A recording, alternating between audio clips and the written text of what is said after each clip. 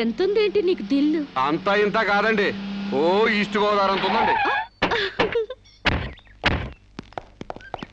ఏమ్మా శిరీష, ఏమిటి గొడవ? నీకేం కాలేదుగా? సమయానికి తను రాకపోతే ఏదోటి అయ్యేది. By the way meet mister, నీ పేరేంటన్నా? సాంబశివరావు అమ్మా. మన పూర్ణచంద్ర గారు అబ్బాయి అమ్మా, మాకేం తెలీదు. అయితే నువ్వు మనోడివే. చాలా థ్యాంక్స్ అయ్యా. థ్యాంక్స్ నేను చెప్పుకుంటాను గానీ మీరు అర్జెంట్ గా పోలీస్ స్టేషన్కి వెళ్ళి ఆ వర్కర్స్ మీద కంప్లైంట్ ఇవ్వండి. అలాగేనమ్మా. అన్నయ్య పద, వాళ్ళ అందు చూద్దాం. ఓ సందుకా, అందుకని మనం వాళ్ళకి ఇంకా దూరం అవ్వాలా? వాళ్లే మన మాట జవదాటకుండా మనకు దగ్గర అవ్వాలంటే ఇలా వాళ్ళని తోక తొక్కిన తాచుల్లా రెచ్చగొట్టకూడదు. తోక ఊపే కుక్కలే మన చుట్టూ తిరగాలి. ఎలా? ఎలా ఏముందండి, లాకౌట్ ఎత్తేయండి, వాళ్ళపై పోలీస్ కేసులు ఎత్తేయండి, 1 నెల బోనస్ ఇచ్చేయండి, అంతే. వాళ్ళ కళ్ళకి మీరు దేవతలా కనిపిస్తారండి. ఫారిన్ లో తిరిగి వచ్చిన మీ కాళ్ళ దగ్గర కుక్కలాగా పడుంటారు. ఓ వండర్ఫుల్ ప్లాన్ చెప్పావు. హాయ్. నువ్వు ఏమో అనుకున్నాను గానీ చాలా తెలివైన వాడివే. అయ్యి బాబాయ్, నాకు సిగ్గేస్తుందండి.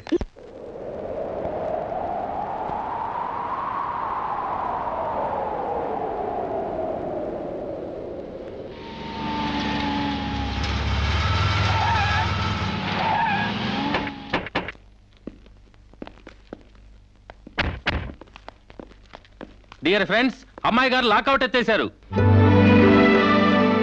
మీకు 2 నెలల బోనస్ ప్రకటించారు. మీ మీద ఉన్న పోలీస్ కేసు కూడా ఇచ్చేసాం.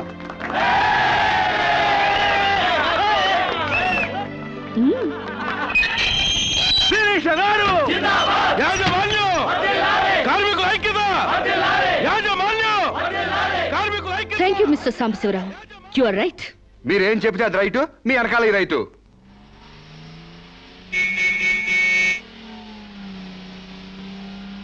ఏం చదువుకున్నావు? ఏం చదువుకోలేదండి. ఏబిసిడి అలు కూడా రావా? థమ్సప్ తప్పితే ఏది రాదండి. థమ్సప్? అదేంటి? అదేనండి, ఏలుముద్ర. ఇంత తెలివైన వాడివి చదువు కూడా రాదంటే నమ్మబుద్ధి కావడం లేదు.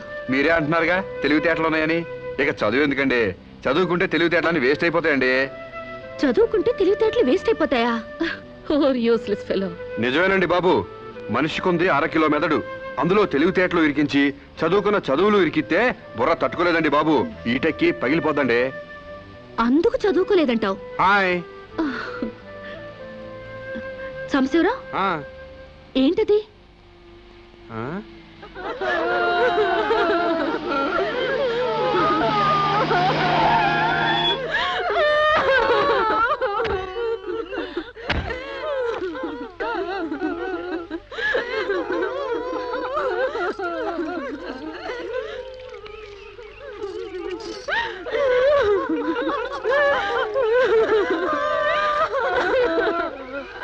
ఏంటిది డే టైమే రంగులు పూస్తున్నారు?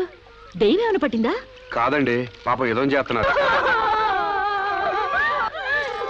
అదేంటి బొట్టు తుడిపేసి గాజులు పగలు కొడుతున్నారు?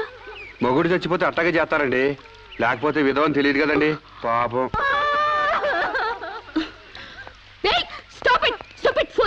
మీకేమైనా బుద్ధుందా? ఆ మొగుడు టైం బాగోక చేస్తే వాడి కోసం అమ్మాయి స్వేచ్ఛను చంపుతారా? బొట్టు పూలు తీసేస్తారా?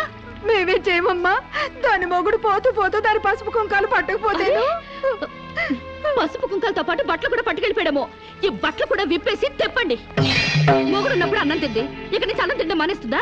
భర్త ఉన్నప్పుడు నీళ్లు తాగింది, భర్త లేడని ఇప్పుడు నీళ్లు తాగడం మానేస్తుందా? మానేదిగా. అలాగే బొట్టు పెట్టుకోవడం ఎందుకు మానేయాలి? పువ్వులు పెట్టుకోవడం ఎందుకు మానేయాలి? చెప్పండి చెప్పండి. మరి వాళ్ళకి బుద్ధి లేకపోతే పోయింది, నీకైనా ఉండక్కర్లేదు. స్టూపిడ్ ఇడియట్లా కూర్చుని ముందు పోపుతావా? మొగుడు చచ్చిపోతే 1 పూట బాధపడు, 2 పూటలు ఏడు. అంతగా అతన్ని మర్చిపోలేకపోతే అతను ఫోటో పెట్టుకుని ఏడుస్తూనే ఉండు. అంతేగాని ఆడదాన్ని పరువు తీకు.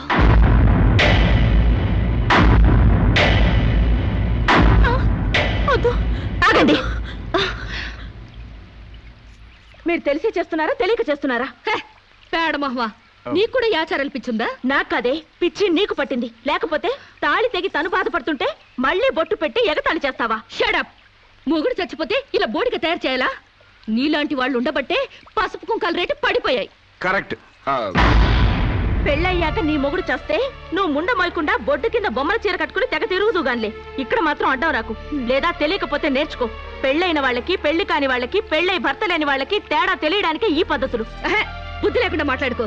నాకు పెళ్లి కాలేదు, నీకు పెళ్లి కాలేదు, మొగుడు లేరు, అయినా నువ్వు బొట్టు పెట్టుకోవట్లేదా? బొట్టు చూపించగలవు గాని తాళి బొట్టు చూపించగలవా? పెళ్ళైన తర్వాత భర్త బ్రతుకున్నాడంటానికి సాక్ష్యమే కాలిమెట్టెలు. ఆమె భర్త పోయాడని సాటి మనుషులకి తెలియచెప్పాలి కాబట్టి బొట్టు తీసేస్తారు. పెళ్లి కాకముందు లంగా ఓణీలతో, పెళ్ళయ్యాక చీరా జాకెట్లతో, మొగుడు చచ్చి పెళ్లి ముచ్చట తీరాక తెల్ల బట్టలతో ఉంచడం మన పెద్దలు పెట్టిన ఆచారం. మొగుడు పోయాక కూడా తగుదునమ్మా అని టింగు రంగమని తిరిగితే ఎవడికో తిక్కరేగి శీలం దోచేస్తాడు. దోచైని శీలం పోతే ఏమైంది? మరి తెగించిన దానివి నీకేం తెలిసే శీలం అంటే? శీలం విలువ తెలిసిన వాళ్ళు అది పోకుండా ఉండటానికి పసుపు కుంకాలు పూలు నగలు తీసేసి తెల్ల బట్టలతో మామూలుగా కనిపించడానికే విధవం చేస్తారు. అంటే అగ్లీగా కనపడాలి. ఇక అమ్మాయికి ఏ మగాడితో టచ్ ఉండకూడదు. ఎవరితో తిరగకుండా అందాన్ని కప్పేసుకుని ఓ మూల కూర్చోవాలి. కానీ పెళ్ళాం పోయిన మగాడు మాత్రం ఎవరితోనో తిరగొచ్చు, ఏమైనా చేయొచ్చు. మొగుడు పోయిన తర్వాత అమ్మాయికి స్పెషల్ డ్రెస్ వేసి మగాడిని ఇండైరెక్ట్ గా అమ్మాయి మీదకి రెచ్చగొట్టడానికి మీరందరూ ఇలా చేస్తున్నారు. I will change this bloody damn thing. ఈ ఆచారాన్ని మారుస్తాను. చాలే ఊరుకోవమ్మా, నీ దారి నువ్వు పోక మధ్యలో నీ గొడవ ఏంటి? నేను సాంప్రదాయకంగా పసుపు కుంకాలు తీసేసి తెల్ల బట్టలతోనే నా భర్తనే తలుచుకుంటా ఇదవరలిగా బతుకుతాను.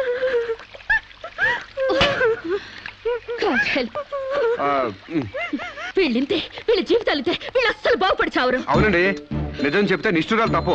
మీరు చెప్పిన దాంట్లో నాకేం తప్పు అనిపించలేదు. మీరు చెప్పిందే రైటు, మీ వెనకాల రైటు. Thank you Samba.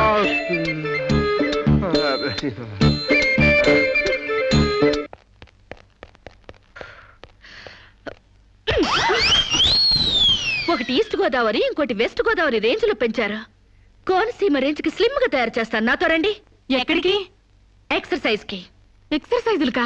మీ సైజులు తగ్గాలంటే ఎక్సర్సైజ్ కంపల్సరీ. మేము ఈ వయసులోనా? ఇంకా 30 టచ్ అవ్వలేదు, అప్పుడే సింటెక్స్ ట్యాంకుల్లా తయారయ్యారు. పదండి పదండి. Jump jump jump. 1 2 3 4.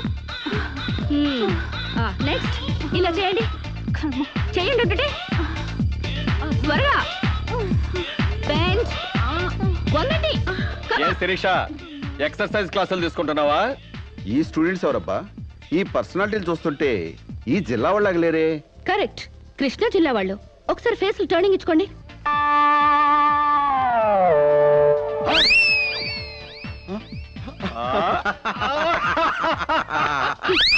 స్టార్ట్ చేయండి, స్టార్ట్ చేయండి, త్వరగా త్వరగా స్టార్ట్ చేయండి. Good good, very good. మా చెల్లిలాగా స్లిమ్ అయిపోవాలి. బాయ్. Change change change. ఓహో, ఏంటది స్లో? అమ్మా, మీకోసం ఎవరు ఆడవాళ్ళు వచ్చారు. నమస్కారం అండి. నమస్తే. మేము మహిళా మండలి నుంచి వచ్చామండి. నెక్స్ట్ వీక్ మా ప్రోగ్రాం ఉంది. అందులో వక్తగా మాట్లాడడానికి మిమ్మల్ని రిక్వెస్ట్ చేయడం. సభకి నమస్కారం. గోష్ఠిని ప్రారంభించవలసిందిగా అలకానంది గారిని కోరుతున్నాను. మహిళలం మనం ఎంతో సాధించాం. చదువుల్లో, ఉద్యోగాలలో 33% రిజర్వేషన్లు సాధించాం. చైర్మన్ లాంటి మగ పదాలను చైర్పర్సన్ అనేలా ఆడా మగకి వర్తించేలా మార్పించాం.